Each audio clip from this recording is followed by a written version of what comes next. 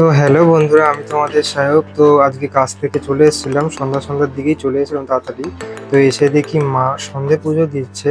মাকে জিজ্ঞেস করলাম কিছু খাবার করেছো? তো মা তো কিছু বললোই না। অযথা কি করবো, মোবাইল ঘাঁটছিলাম। মোবাইল ঘাঁটতে ঘাঁটতে হঠাৎ দেখি মা এসে বললো জামা কাপড়টা দিল, এগুলো তাড়াতাড়ি রেডি হয়নি।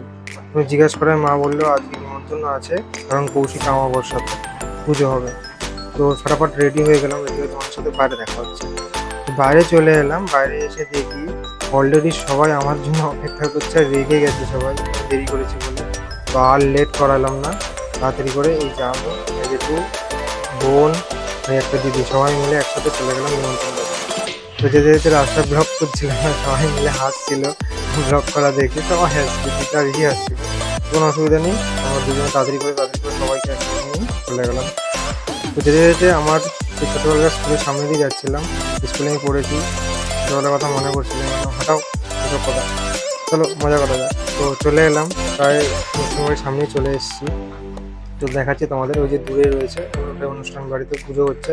তো আমরা একটু লেট করে বেরিয়েছিলাম, ভাবছিলাম যে পুজোটা শুরু না হয়ে যায়, কিন্তু একটা সারপ্রাইজ হলো, পুজোটা শুরু হয়নি। কারণ মা সবাই মাত্র এসেছে। তো মাকে প্রণাম করে নিলাম আর বললাম সবাইকে ভালো রেখো মা। তোমার বরণ করছিল, বরণ করা চলছে সব, আমাকে বরণ করে নিল। কি সুন্দর দেখতে লাগছে মাকে। এদিকে চা আমি, এদিকে সবাই রয়েছে দাঁড়িয়ে। তো মাঝখানে একটু ঢাক বাজিয়ে নিলাম, আমার ঢাক বাজতে খুব ভালো লাগে, ঢাক বাজিয়ে নিলাম। সবাই চলে এলাম খাওয়ার দিকে। তো লেট করে এসেছি, তো তাড়াতাড়ি করে খেতে হবে। অলরেডি 10টা বেজে গেছে, প্রায় 10টা বেশি হয়ে গেছে। তো এই যে মালতি দিই আর এদিকে একটু ভাই যেটু সবাই মিলে একসাথে বসে পড়লাম খেতে। তো খাওয়া দাওয়া কমপ্লিট করে তারপর দেখা হচ্ছে তোমাদের সাথে। তো খাওয়া দাওয়া কমপ্লিট হয়ে গেলে এবার বাড়ি ফেরার পালা। সবাইকে টাটা করে দিলাম যে ভালো থেকো তোমরা, টাটা টাটা। তো ভিডিওটা যদি একটু ভালো লেগে থাকে লাইক সাবস্ক্রাইব করে দেবে। দেখা হচ্ছে তোমাদের সাথে।